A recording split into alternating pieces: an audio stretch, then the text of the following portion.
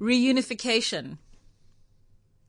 That's one definitely for me to, I don't know, add to my vocab in diplomatic terminology.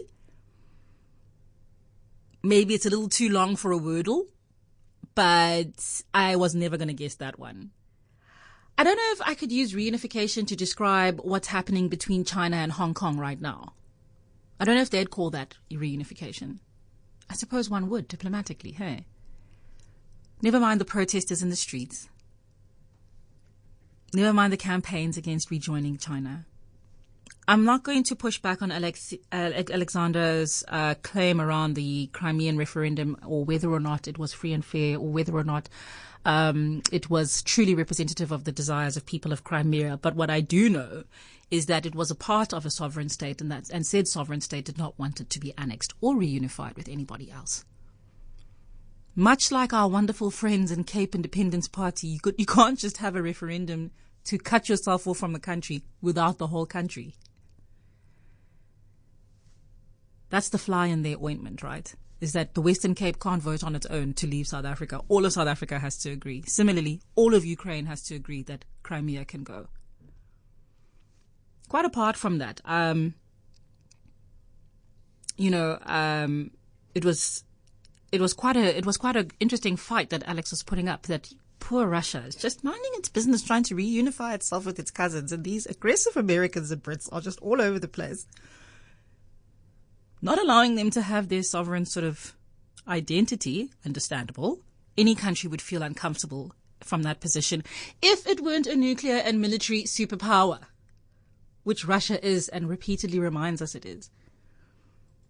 And that's why it's so interesting that they wouldn't be empathetic to Ukraine wanting the same for themselves and the protection under NATO. Quite apart from it, or far be it from me to make any calls on whether or not joining NATO is appropriate, being backed by the EU and the US is appropriate, or whether Russia wanting to defend itself is appropriate. I think for me, my FQSAT today is going to be focused on a couple of facts and permutations that I find all participants are not really giving me clear answers on, and which is what will keep us at the stalemate of threatening to threaten to harm for some time. The first is fact: Ukraine has as a stated intention joining the EU and therefore NATO.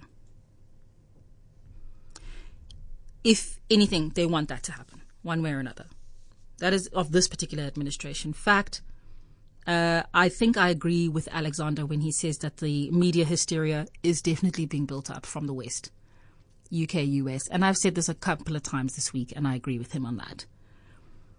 Fact, he is right. The Ukrainian president is frustrated by how noisy it's getting, because as much as they may want to go towards the EU and NATO, they need to do it in a ginger fashion because Big Brother is watching.